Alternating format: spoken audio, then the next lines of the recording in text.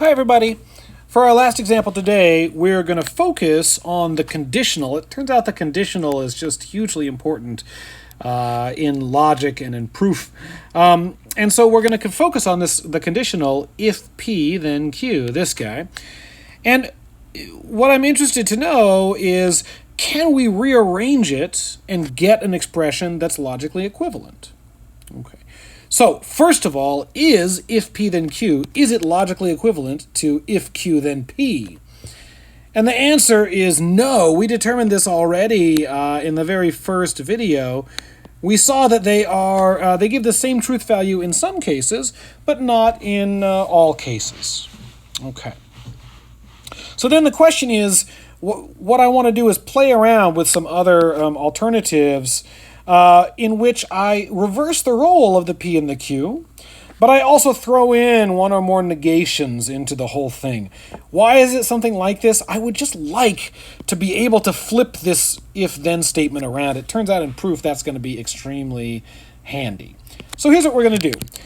In order to determine logical equivalence of if P then Q, determine whether it's logically equivalent to any of these, we're just going to draw a big truth table, and we'll start our truth table in the usual way with the basic variables P and Q.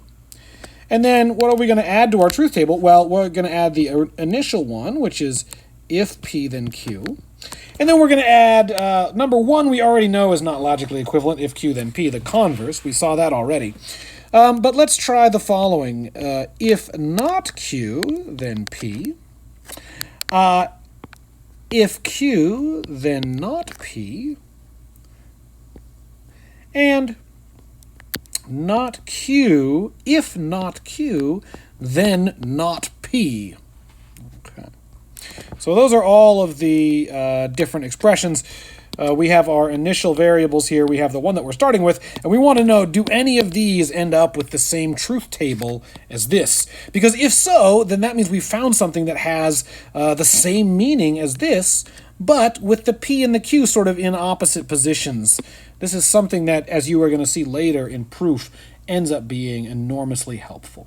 Okay, so let's go ahead and talk about it. First of all, we set up our P and our Q with all of the various truth combinations. True, true, true, false, false, true, and false, false. We now fill in the truth table for if P then Q, though a thing I always remember about this is the only way this is false is if the first one is true and the second one is false. Because this if then, it's like a promise that if this is true, this one has to be true also. So to falsify it, make P true and Q false, and that is right here. So this is going to be the only place where this thing is false. Let's go ahead and put it in.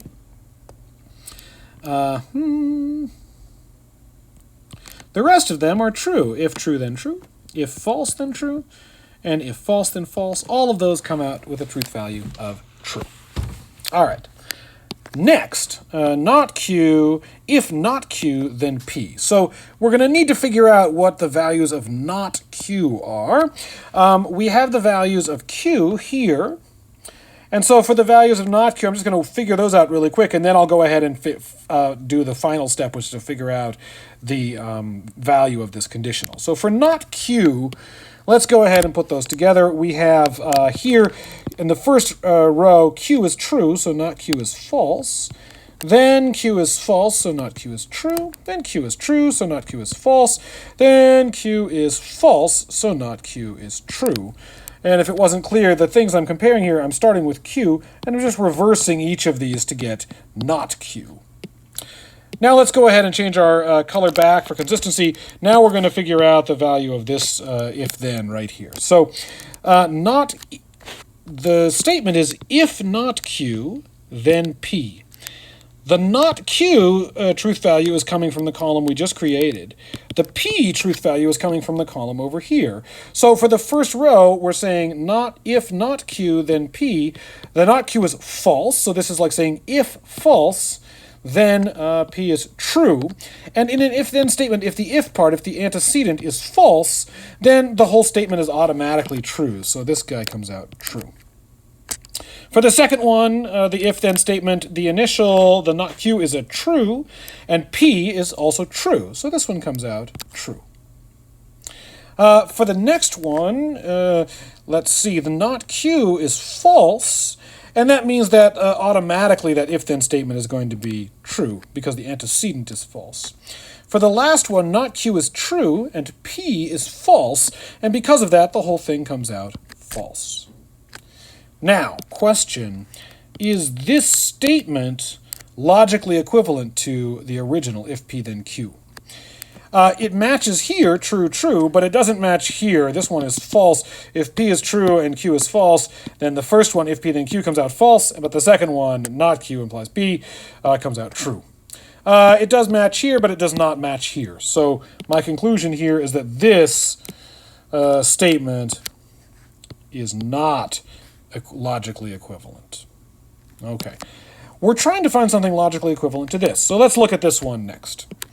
I'm going to need to do a similar thing with the not P. So I'm just going to run down my P column here, and each entry in it I'm going to take not P and fill those in here, just so that I have them when P is true, not P is false, when P is true, not P is false, when P is false, not P is true, and when P is false, not P is true. Okay, and then let's put in purple the result of this conditional statement, if Q, then not P. And what we're combining here is the truth value for Q, that's the truth value here, and the truth value for not P, that's the truth value for here. So those are the two columns I will be looking at. In the first row, the Q is true, and not P is false. So this is saying if true, then false. That means the whole thing comes out false. In an if-then statement, if the antecedent is true and the consequent is false, then the whole thing is false. The next one, let me see, Q is false, not P is false. That comes out true, because in an if-then statement, if the antecedent, if the first one is false, then the whole thing is true. The next one, Q is true and P is true, and not P is true, rather. So I'm here, Q is true, and not P is true. It's the third row. So this whole thing comes out true. And on the final one, Q is false and not P is true. And this one comes out true as well. Because if the antecedent, if the first part of an if-then statement is false, then the whole thing comes out true. Okay.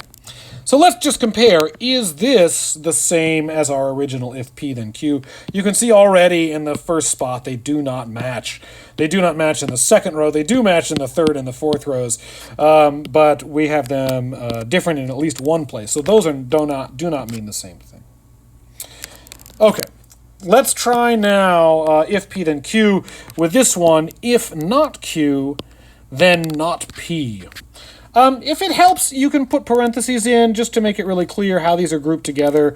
The not goes with the Q and the not goes with the P there. If you didn't write them in, I would interpret this in the same way. So if you can just put them in if you want to be careful, but I would not insist on it in this case. Okay, so let's go ahead and see. Here, we're going to do an if-then statement, a conditional statement. The antecedent will be coming from not Q. Now, this is Q, but not Q, we figured out it's the green ones right here. So those are the truth values we're going to be looking at for this guy. And for the not P, we're going to be looking at the truth values we figured out here. So the first row here, the not Q is false and not P is false.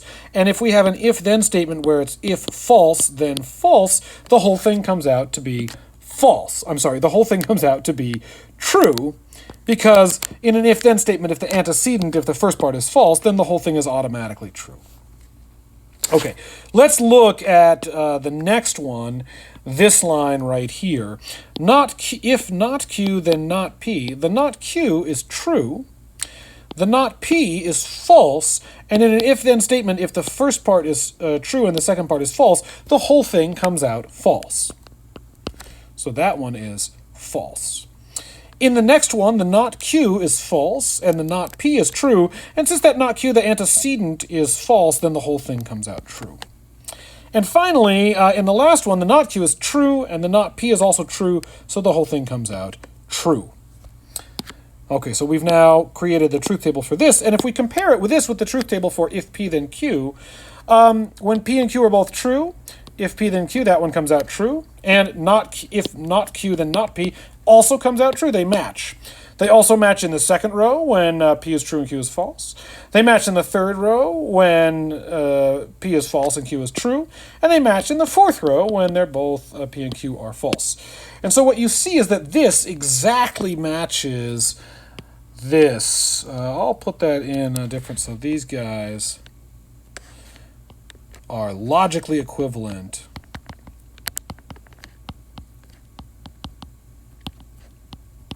Now, first of all, I think this is quite interesting and sort of odd. I realize it all just looks like a whole bunch of ifs and thens and nots and P's and Q's. But what you'll find is that having this in your head when we go to work on proofs is going to be very useful, because if you think of a proof, prove that if P holds, then Q holds. If P, then Q. What this says is that you can replace that statement with an alternative statement, which is if Q fails, then P fails. And those two mean the same thing. We could write, because they're logically equivalent, that if P, then Q is simply equal to if not Q, then not P. This is a conditional statement. And the fact is that a conditional statement is logically equivalent to the contrapositive. And to form the contrapositive, what do? You take your original statement, you switch the Q and the P, the order of them, and you apply negations to both. You negate both Q and P. So that's it. We have shown here that a conditional is logically equivalent to its contrapositive, but it's not logically equivalent to any of these other combinations that you can get, switching the Q's and P's with various other negations and so on. All right, that's it. This is going to be quite useful to us, this fact, because it's going to allow us to replace statements like this with statements like this and vice versa. There are a few other rules like this where you can replace one statement with another. And so the final two rules that you'll be looking at if you complete the lesson will be rules of this form. What if you have a negation in front of either an and or an or? So here's an and, a conjunction. And what is that equal to? Can we find an equivalent expression? And in particular, I think of this a little bit as being like a negative sign in front of parentheses. But when you have a negative sign in front of parentheses, you can just distribute it. And the question is, does it work the same way here? What is this equivalent to if we sort of got rid of the parentheses? And there's a similar question, which is, what if the inside was an or instead? And if you go complete this lesson, you'll see the answers to these will fill in those question marks. And these two rules resulting rules that you get are known as De Morgan's laws.